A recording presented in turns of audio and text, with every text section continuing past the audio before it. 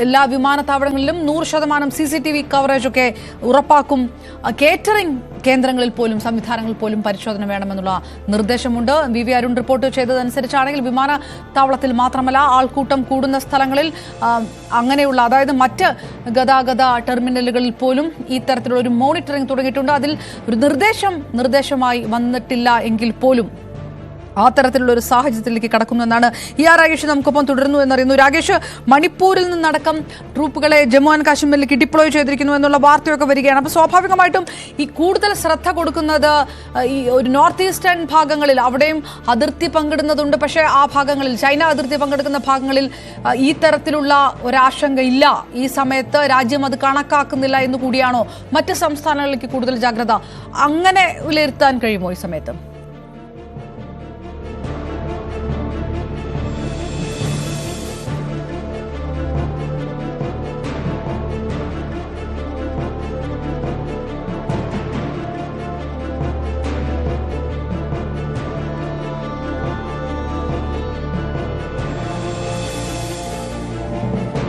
ഉത്തരാഖണ്ഡിലും ജാഗ്രതാ നിർദ്ദേശം വരുന്നു. നേരത്തെ പറഞ്ഞ പോലെ ഡോക്ടർമാരോടും ആശുപത്രി അധികൃതർക്കുമൊക്കെ നിർദ്ദേശമുണ്ട്. മെഡിക്കൽ മേഖലയിലും അലർട്ട് ആണ് പറഞ്ഞത്. എല്ലായ്പ്പോഴും സുസജ്ജമായിരിക്കാനുള്ള നിർദ്ദേശം മെഡിക്കൽ മേഖലയിലും നൽകിയിട്ടുണ്ട്. എന്നാൽ അത് പോലീസ് സേനാ വിഭാഗങ്ങളോടും നൽകിയിരുന്നു. മുതിർന്ന ഒഫീഷ്യൽസിനോടെല്ലാം അവധി ക്യാൻസലാക്കാനുള്ള നിർദ്ദേശം വന്നിരുന്നു. രാകേഷിലേക്ക് വീണ്ടും. രാകേഷ്, കേരളത്തിലെ സ്ഥിതി വി അരുൺ പറയുമ്പോൾ മണിപ്പൂരിൽ നിന്നടക്കം ട്രൂപ്പുകളെ ജമ്മു കാശ്മീരിലേക്ക് ഡിപ്ലോയ് ചെയ്യുന്നു എന്നുള്ള വാർത്തകളൊക്കെ വരുന്നു. ഇന്ത്യയുടെ നോർത്ത് ഈസ്റ്റേൺ ഭാഗങ്ങളിലേക്ക് വലിയ ഫോക്കസ് കൊടുക്കേണ്ട ആവശ്യമില്ല. പാകിസ്ഥാൻ അതിർത്തി പങ്കിടുന്ന അല്ലെങ്കിൽ പാകിസ്ഥാന് വളരെ പെട്ടെന്ന് റീച്ചബിൾ ആയിട്ടുള്ള സംസ്ഥാനങ്ങൾക്ക് കൂടുതൽ ഫോക്കസ്, അവിടേക്ക് കൂടുതൽ ജാഗ്രത, അവിടെ കൂടുതൽ അലർട്ട്, ആ തരത്തിൽ വിലയിരുത്തണോ? അപർണ, സ്വാഭാവികമായും സേനാവിന്യാസം കൂട്ടുമെന്ന കാര്യത്തിൽ സംശയമില്ല. കാരണം ഈ 5 സംസ്ഥാനങ്ങളിൽ ആണ് പ്രധാനമായും പാകിസ്ഥാൻ ഈ ഘട്ടത്തിൽ ലക്ഷ്യം വെക്കുന്നത്. അതിൽ എല്ലാം തന്നെ പാകിസ്ഥാനുമായി അതിർത്തി പങ്കിടുന്ന സംസ്ഥാനങ്ങളാണ്. അതുകൊണ്ട് തന്നെ അവിടെ സേനാവിന്യാസം വർദ്ധിപ്പിക്കാനുള്ള നീക്കത്തിലേക്ക് സ്വാഭാവികമായ നടപടി എന്ന നിലയിൽ കടക്കും. അത്തരം ചർച്ചകളിലൊക്കെ തന്നെ ഇന്ന് സേനാ മേധാവികളുമായുള്ള കൂടിക്കാഴ്ചയിൽ രാജ്നാഥ് സിംഗ് അടക്കമുള്ളവർ ചർച്ച ചെയ്തിട്ടുണ്ട്. അതിനുശേഷം DRDO മേധാവിയുമായും രാജ്നാഥ് സിംഗ് കൂടിക്കാഴ്ച നടത്തിയിട്ടുണ്ട്. ഇനി രാജ്നാഥ് സിംഗ് സംയുക്ത സേനാ മേധാവിയുമായി കൂടിക്കാഴ്ച നിശ്ചയിച്ചിട്ടുണ്ടെന്നാണ് അറിയാൻ കഴിയുന്നത്. അപ്പോൾ സ്വാഭാവികമായും അതിർത്തിയിലെ സേനാവിന്യാസം കൂട്ടുന്ന കാര്യം, ഒപ്പം തന്നെ ആയുധങ്ങൾ കൂടുതലായി എത്തിക്കേണ്ടതടക്കമുള്ള കാര്യങ്ങളൊക്കെ തന്നെ സ്വാഭാവികമായ ചർച്ച നടക്കും. അതാണ് DRDO മേധാവിയുമായുള്ള കൂടിക്കാഴ്ചയോട് തന്നെ ലക്ഷ്യം വെക്കുന്നത്. ഏതായാലും സേനാവിന്യാസം കൂട്ടുമെന്ന കാര്യത്തിൽ സംശയമില്ല. പ്രത്യേകിച്ച് ഇത്തരം മേഖലകളിൽ, അതായത് രാജസ്ഥാൻ, പഞ്ചാബ്, ഗുജറാത്ത് ഈ മേഖലകളിലാണ് കൂടുതലായി ഇപ്പോൾ പ്രകോപനം വരുന്നത്. ഒപ്പം ജമ്മുവിൽ പതിവ് പോലെ അത്തരം നീക്കങ്ങൾ നടക്കുന്നുണ്ട്. അപ്പോൾ ഈ ഒരു സാഹചര്യത്തിൽ പടിഞ്ഞാറൻ അതിർത്തിയിൽ കൂടുതൽ സുരക്ഷ ശക്തമാക്കാനുള്ള നീക്കമാണിപ്പോൾ സേനയുടെ അടക്കം ഭാഗത്തുനിന്ന് നടക്കുകയും ചെയ്യുന്നത്. അതിനൊപ്പം തന്നെ മറ്റിടങ്ങൾ കൂടി ഇപ്പോൾ ജാഗ്രത നിർദ്ദേശം വരികയാണ്. അത് അംബാലയിലാണ്. അംബാലയും സമാനമായ രീതിയിൽ സൈനിക താവളങ്ങളുള്ള പ്രദേശമാണ്. ഹരിയാനയിലാണ് അംബാലയുള്ളത്.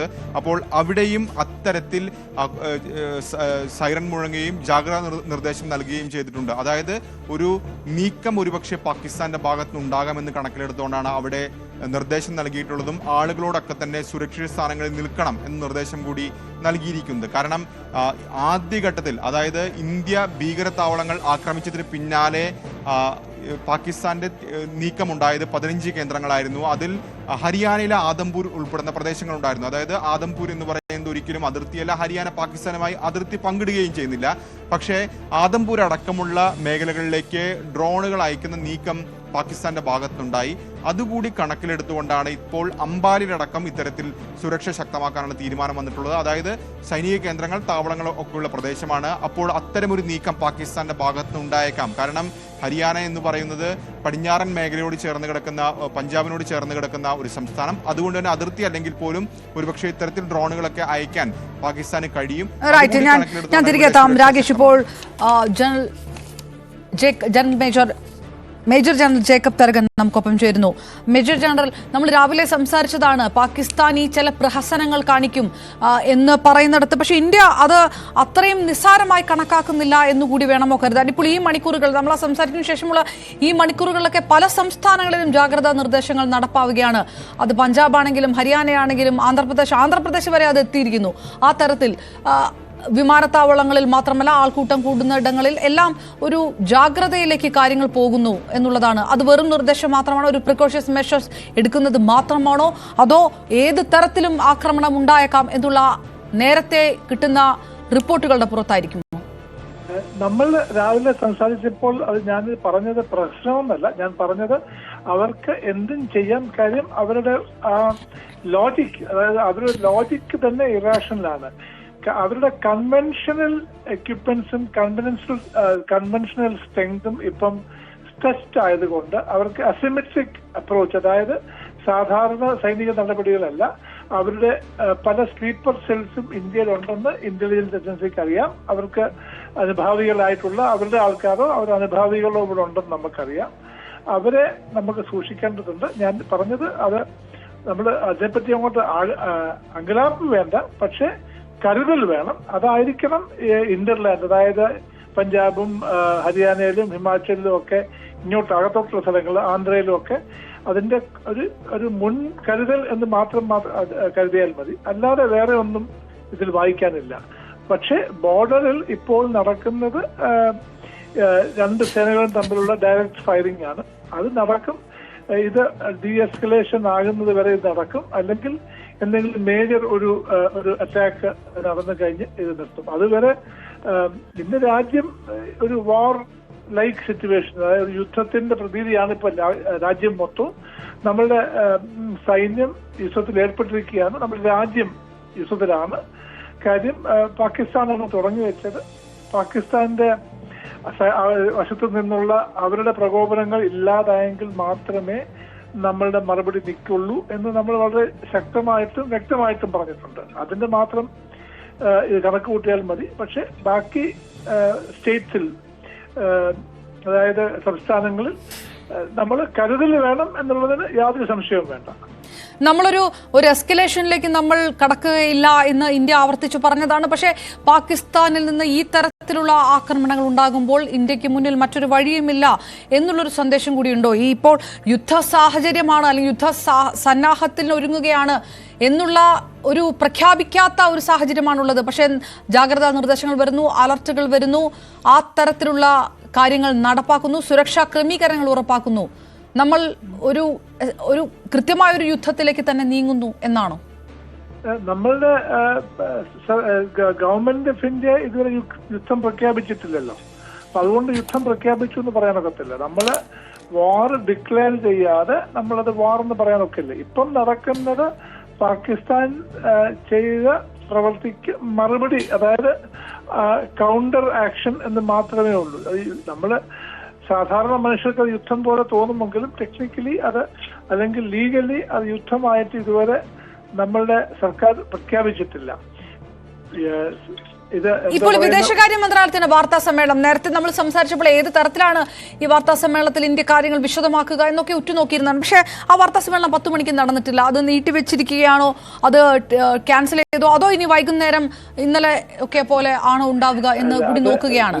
വിദേശകാര്യ മന്ത്രാലയത്തിന്റെ പ്രസ് ബ്രീഫിംഗ് അത് എപ്പോഴാണ് വേണ്ടത്, അല്ലെങ്കിൽ എന്താണ് പറയേണ്ടതെന്ന് അവർ തീരുമാനിക്കും.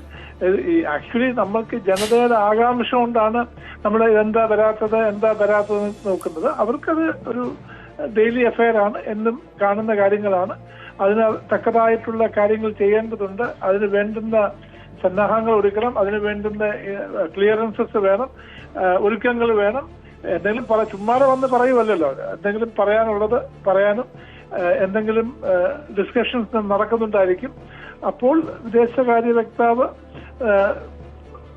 മാധ്യമങ്ങളുടെ മുമ്പ് വരുമ്പോൾ എന്ത് പറയാൻ വെക്കുന്നില്ലല്ലോ.